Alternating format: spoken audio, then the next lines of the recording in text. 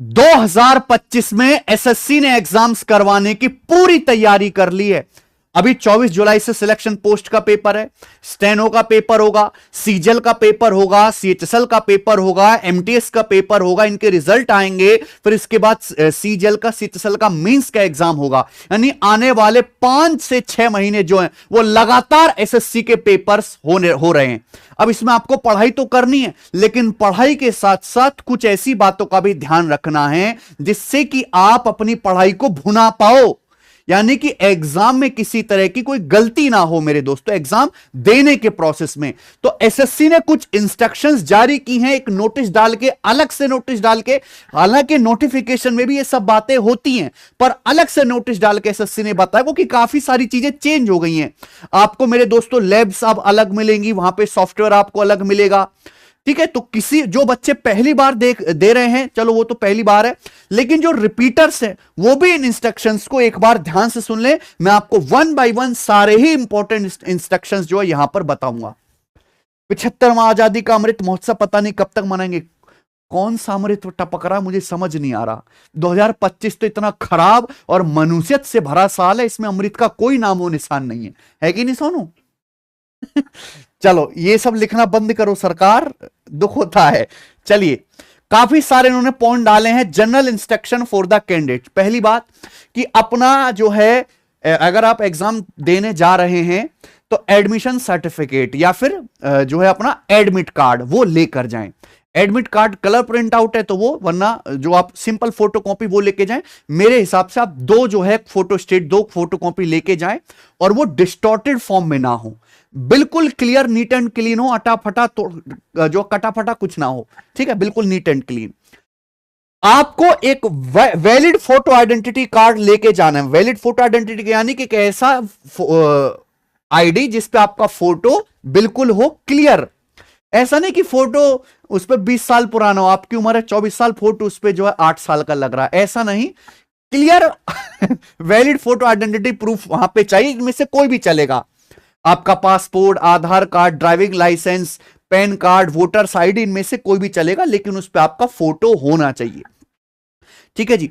एक बात और, हो सकता है कि आपके डेट ऑफ बर्थ जो एडमिट कार्ड पे है या जो आपने एसएससी के फॉर्म में डाली है वो यहां पे मैच ना करे इससे, तो उसके लिए आपको क्या करना है, 10वीं या 12वीं के जो आपके सर्टिफिकेट हैं, 10th का मांगे ना, 12वीं का, ओनली 10th का, आप अपनी 10वीं की मार्कशीट, क्योंकि मार्कशीट पे लिखा होता है मेरे दोस्तों, डेट ऑफ बर्थ होती है, तो वो अगर आप मैच कर रहे तो फिर उसको आपको लेके जाना है ओरिजिनल। क्या लिखा है, ओरिजिनल फॉर्म में लेके जाना है, ये ध्यान रखिएगा, फोटो कॉपी नहीं, ओरिजिनल लेके जाना है। अगर डेट ऑफ बर्थ का इश्यू है तो अपनी 10th की मार्कशीट या जो अलग से सर्टिफिकेट मिलता है वो आप लेके जाए ओरिजिनल फॉर्म में, ठीक है जी। एग्जाम जब आप जाओगे एग्जाम सेंटर पे, तो जब आपको लैब्स के अंदर ले जाया जाएगा तो वहां एंट्री के टाइम पे ही आपको एक लाइव फोटोग्राफ जो है लिया जाएगा, लाइव फोटोग्राफ, ठीक है जी। Apart from this multiple intermittent live photograph from the camera attachment to the system will also be taken. ये पहली बार हुआ है कि अब जिस सिस्टम पे आप बैठोगे तो उसमें कैमरा इंस्टॉल किया गया है, वो कैमरा बीच बीच में जो है आपके फोटो क्लिक्स करेगा, ठीक है, आपकी वो लाइव बाइट्स भी वहां पर रिकॉर्ड कर सकता है। तो आप अपने बैठने का पोस्चर इस तरीके से बनाए, यहां पे लिखा हुआ है सिटिंग पोस्चर ऐसा हो कि आप उस कैमरे में क्लियरली क्लिक हो सकें, ठीक है जी। अगर आप उस कैमरे में सही से विजिबल नहीं होते और आपके फोटो ठीक तरीके से नहीं आते हैं तो एसएससी कह सकता है कि तुम तो चीटिंग कर रहे थे, उधर उधर झांक रहे थे, और उसके बेसिस पे आपको डिवार्ड किया जा सकता है और आप उसका कुछ भी नहीं कर सकते, ये मैं कह रहा हूं मेरे दोस्त, ठीक है। तो यहां पे एसएससी ने क्लियर कह दिया है, कैंडिडेट को अपने आप को प्रेजेंट करना है for intrusive photograph taken from the system at the end of exam, ठीक है। एग्जाम के the candidate is advise to ensure that his photograph is captured properly covering the complete face, उसमें आपका कंप्लीट फेस विजिबल होना चाहिए मेरे दोस्तों, वो मैच भी किया जाएगा वहां पे।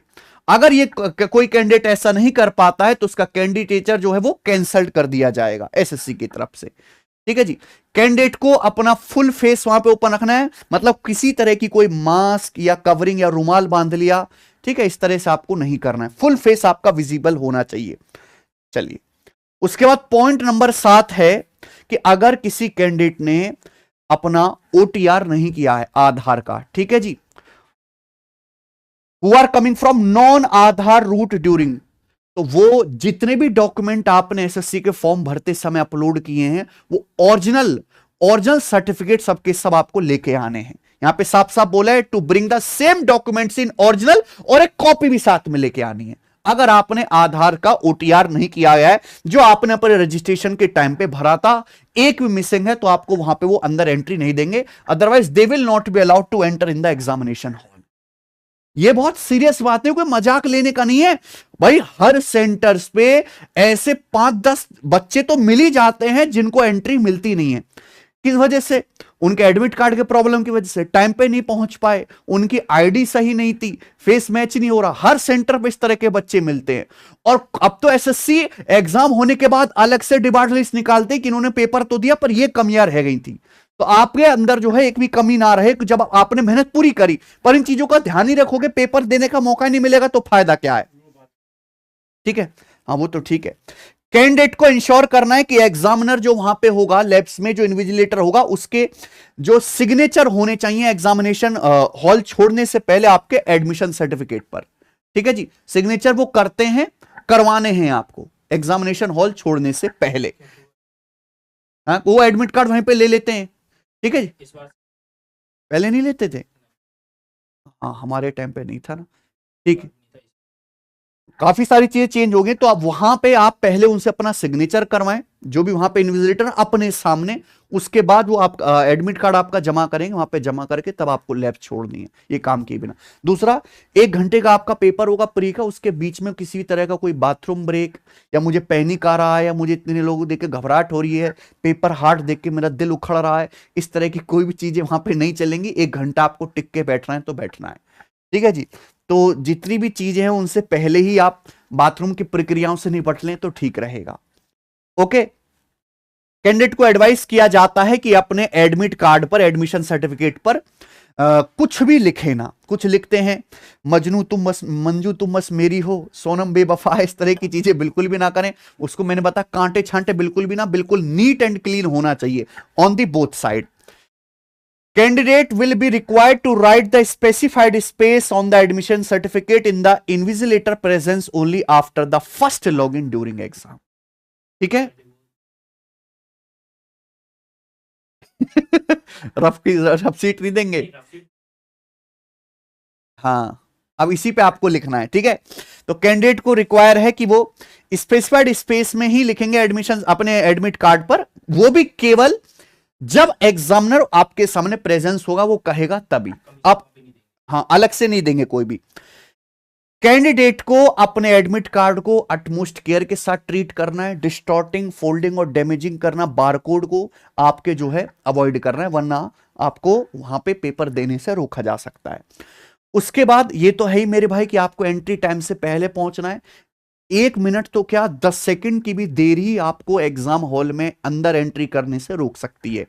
तो जैसे आपकी सुबह की शिफ्ट गोविंद कितने बजे? 10 बजे है ना, 9:30 बजे की मॉर्निंग शिफ्ट है, तो 9:30 बजे की मॉर्निंग शिफ्ट है, तो आप 8 बजे के आसपास वहां पे पहुंच जाएं। और मैं ये रिक्वेस्ट करूंगा कि जहां जैसे एग्जाम सेंटर के बाहर इतनी भीड़ होती है, उस भीड़ में कतई भी इन्वॉल्व ना हो, किसी से कोई बातचीत करने की जरूरत नहीं कि तू कहां से पढ़ा, ये है वो है, कैसी तैयारी है, क्या है, कितने को अटेम्प्ट, कुछ भी पूछने की जरूरत नहीं है। आप अपना सेपरेट अपना स्पेस बनाए रखें, समय से पहुंचे। अगर आपका सेंटर बहुत ज्यादा दूर है या ऐसे एरिया में कि कभी आप गए नहीं, कुछ जानकारी नहीं है, तो एक दिन जाके पहले ही अपना सेंटर देख लें। ठीक है, तो समय से पहुंचे मेरे भाई। हैं? पानी की बोतल आपको खुद जो है कैंडिडेट को पानी की बोतल ले जा सकते हैं, लेकिन वो बोतल ट्रांसपेरेंट होनी चाहिए, उस पर किसी भी प्रकार की जो है बैजिंग या ब्रांडिंग नहीं होनी चाहिए। ठीक है जी। पॉइंट नंबर 15 है, कोई भी कैंडिडेट को अलाउ नहीं किया जाएगा एग्जामिनेशन लीव करने से पहले, before the completion of examination time, for any reason without permission from the exam functionaries. किसी भी कैंडिडेट को 1 घंटे से पहले नहीं छोड़ा जाएगा। अगर कोई बहुत इमरजेंसी कंडीशन आ भी जाती है तो भी एग्जाम जो फंक्शनरीज हैं, जो एग्जाम करवाने वाले हैं, उनकी परमिशन चाहिए, वरना कोई नॉर्मल रीजन के से आपको वहां पे 1 घंटे से पहले एग्जाम हॉल से बाहर, लैब से बाहर नहीं जाने दिया जाएगा। ठीक है जी। Once a candidate leaves the lab without the permission, अगर आप बिना परमिशन के निकल जाते हैं तो आपको री एंटर करने के लिए या री एग्जाम दिलवाने के लिए किसी भी तरह के पाबंद नहीं है। आपका जो है कैंडिडेचर भी ये जो है कैंसिल कर देंगे। तो बिना परमिशन के छोड़ना नहीं है, इधर उधर हिलना नहीं है। ठीक है जी। कैंडिडेट को एक ही बार जो है परमिशन दी जाएगी एग्जाम में अपियर होने के लिए, as specified in the admission certificate, जो आपके एडमिट कार्ड पर लिखा है, यानी कि जो शिफ्ट है उसी शिफ्ट में आपको पेपर देना, उसी टाइम पे पहुंचना है। ठीक है जी। वैसे तो कह रहे हैं कि आप वेन्यू पर एक दिन पहले ही जाके एडवांस में देख लो, जिससे कि आप एग्जाम जो एग्जाम सेंटर पर उसी डेट को सही टाइम पे पहुंच पाओ। वही भी मैं कह रहा हूं कि इस बार जैसे सेंटर 250, 300, 400 किलोमीटर दूर भेजे हैं, तो आप एक दिन शाम को जाके देख लो। और ये देखो कि जैसे आपका मॉर्निंग शिफ्ट का पेपर है और आपका दोपहर की शिफ्ट का पेपर है, तो ये आप सुबह को ही निकलना शुरू कर रहे हो 300-400 किलोमीटर दूर। इस तरह का रिस्क कतई भी ना लें। अगर आपका सेंटर दूर है तो एक दिन पहले ही रात को वहां पे पहुंच जाएं। ठीक है जी। क्योंकि अगर आप ट्रेवल करके इंस्टेंट पेपर देने पहुंचेंगे तो दिमाग उतना फास्ट काम नहीं करेगा। ठीक है जी, थकावट हो जाएगी आपको। कैंडिडेट को एडवाइस किया जाता है, भैया एडवाइस क्या है, तो वार्निंग ये है कि आप मोर देन वंस एग्जाम में अपियर नहीं हो सकते। अगर इस तरह की आप करते पकड़े गए तो एक अलग से लिस्ट आएगी जिसमें आपको डिवाइड किया जाएगा। इस एग्जाम के नहीं, एसएससी के किसी भी एग्जाम से डिवाइड होने का मतलब यह है कि अगर आपने किसी तरह की कोई गलत चीजों में आप पकड़े गए तो एसएससी के जितने भी एग्जाम है उसमें एसएससी एक पर्टिकुलर टाइम लिमिट के लिए आपके ऊपर बैन लगा देगी। ठीक है जी। ये भी कुछ नहीं है, आप सारी कंडीशन फॉलो करो। हां, आपको मेरे भाई वॉच, बुक्स, पेपर की चिट, मैगजीन्स, इलेक्ट्रॉनिक गैजेट जैसे मोबाइल फोन, ब्लूटूथ डिवाइस या wrist watch, headphone, spy camera, scanner, calculator, storage device, ये अलाउड नहीं है एग्जामिनेशन लैब में। अलाउड है आपके बैग में रहे, बैग को बाहर नहीं छोड़ना है। लेकिन ये सामान लेके ही क्यों जाना है, इसकी जरूरत क्या? आप सिंपली अपने शरीर को और अपने एडमिट कार्ड को और एक पेन लेके जाइए बस। ठीक है जी। पेन तो वहीं पे मिलेगा नॉर्मली, आप जब कुछ लिखना चाहते हैं उसके लिए। अगर इस तरह की कोई भी चीज पाई जाती है तो आपका जो है फिर से वही वो कैंडिडेचर आपका कैंसिल कर देंगे। ठीक है, और उसके बाद आप एक कार्रवाई भी करेंगे। तो ये चीज कतई भी लेके ना जाएं। 2, 3, 4, 5 सवाल आपने सही कर भी दिए, उससे कुछ होने वाला है नहीं, क्योंकि प्री के बाद आपको मेंस भी देना है। ठीक है, केवल प्री के दम पे तो सिलेक्शन होना नहीं है, प्री तो क्वालिफाइंग, असली जंग तो मेंस में होगी है। और सिलेक्शन फेज में तो खैर एक ही टीयर है, एमटीएस में भी एक ही टीयर है, जीडी में भी एक ही टीयर है, लेकिन है सीजीएल, सीएचएसएल और सीपीओ, इनमें आपका मेंस होगा। ठीक है। देखो एक चीज और कि बहुत सारे जो स्टूडेंट है काफी ज्यादा सामान पहन के जाते हैं, चेन सोने की, कड़ा पहन के जाएंगे काफी सारे, है ना। और मतलब इस तरह की चीजें अवॉइड करें। कोई लड़कियों के लिए खासकर नोज पिन, ब्रेसलेट, बड़े बड़े इयरिंग्स, छोटा इयरिंग्स भी नहीं, इयरिंग्स, चाम, कड़ास, इस तरह की चीजें ना पहन के जाएं बिल्कुल भी। जो आपका रिलीजियस अटायर है वो एक दिन के लिए आप अपना जो है घर पे ही छोड़ के जाएं। किसी भी तरह का कोई जो है कानों में, पैरों में पायल, कुंडल, कुछ भी चीज पहन के ना जाएं। ठीक है। आप अगर अपना कोई सामान भी ले जाते हैं, बैग्स भी ले जाते हैं, हालांकि एग्जाम सेंटर पर व्यवस्था होती है बैग्स को रखने की, लेकिन उस बैग से कोई चीज गायब हो जाती है या खो जाती है, उसमें एग्जाम सेंटर की कतई भी कोई भी जिम्मेदारी नहीं होती है। तो आप अपने रिस्क पे ही सब कुछ लेके और पहन के जा रहे हो। समझ में आ रही है आपको हमारी बात? तो बैग्स में मिनिमम से मिनिमम सामान होना चाहिए। ठीक है जी। और ये चीज कतई भी पहन के ना जाएं, वहां पर उतार लिया जाएगा, फिर आपको रखने की परेशानी, तो दिक्कत ही दिक्कत है। ठीक है जी। कैंडिडेट को एडवाइस किया जाता है कि वो बैग्स लेके ना आए, नॉट टू ब्रिंग बैग्स और and prohibited item into the examination venue. अगर कोई भी सामान लाते हैं, they would have to make their own arrangement, उन्हें अपने खुद ही व्यवस्था करनी है for safe custody of such items. इन सामान के सही रखरखाव की खुद ही व्यवस्था करनी है। The commission will not be liable to make any arrangement for safe custody of any such items. ठीक है, आपके बैग्स की भी वहां पे कोई जिम्मेदारी नहीं है, आप अपने रिस्क पर ही लेके जाएं। Pen and paper for rough work would be provided in the examination lab, वो वहीं पर देंगे मेरे भाई।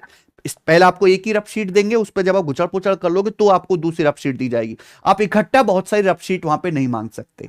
ठीक है, पेन पेपर भी वही देंगे। सारे ही एग्जाम लैब में सीसीटीवी लगा होता है। सीसीटीवी से सर्विलेंस होता है, तो जो इधर उधर तांके झांके रहते हैं ना, वो भी उसमें रिकॉर्डिंग होती है प्रॉपर।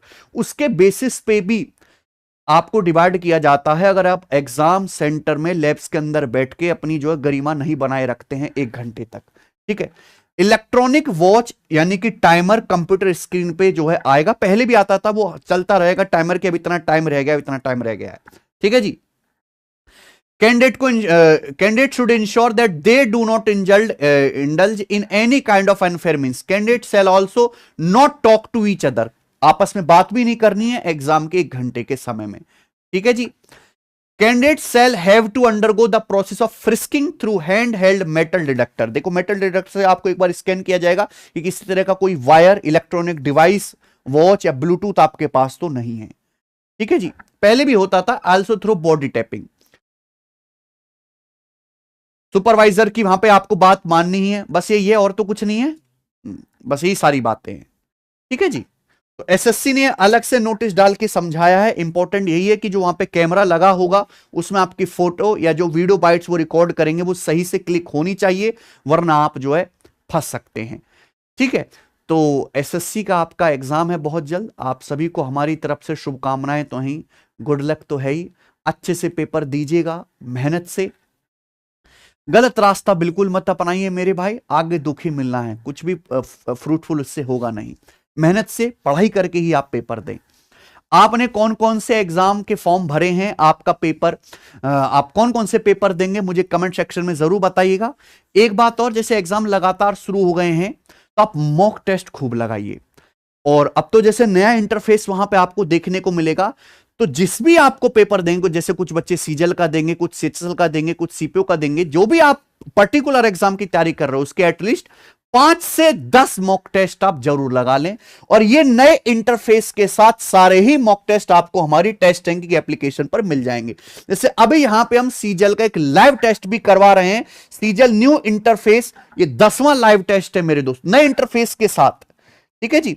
तुरंत आपको अपने सॉल्यूशन यहां पे अपनी रैंक वगैरह सब कुछ पता लग जाएगी, ठीक है जी। तो आप हमारी एप्लीकेशन पर जाके फ्री में, यहां पे पिछले 5 साल के मैंने मॉक टेस्ट फ्री में डाल रखे हैं, जरूर 5 से 10 मॉक टेस्ट लगा लें। मैथ्स से अगर आपको जरा भी डर लग रहा है और आप क्विक रिवीजन करना चाहते हैं तो हमारी सीरीज चल ही रही है 30 डेज संपूर्ण मैथ्स बैच। इसमें हम परसेंटेज, रेशियो, लाभ, हानि, डिस्काउंट, टाइम एंड वर्क, ऐसा ही सही सब करवा चुके हैं। हम टाइम, स्पीड एंड डिस्टेंस अब इस पे कराएंगे। तो रिवीजन आपको करना है, कम समय में पूरा चैप्टर वाइज हो जाए, 2.5-3 घंटे क्लास में, ऐसा जुगाड़ आपको इस हमारी सीरीज में मिल जाएगा जो गगन प्रताप मैथ्स यूट्यूब चैनल पे चल रही है। तो आप इस सीरीज को फॉलो कर लें मेरे दोस्त, ठीक है जी। तो मुझे लगता है कि आपने इंस्ट्रक्शन सही से सुने होंगे और आप एग्जाम में इन बातों का ध्यान रखिए। आपको एग्जाम के लिए बहुत बहुत शुभकामनाएं, बेस्ट ऑफ लक। अगर आपने मेहनत करी है तो आपको उसका फल जरूर मिलेगा। धन्यवाद, बाय।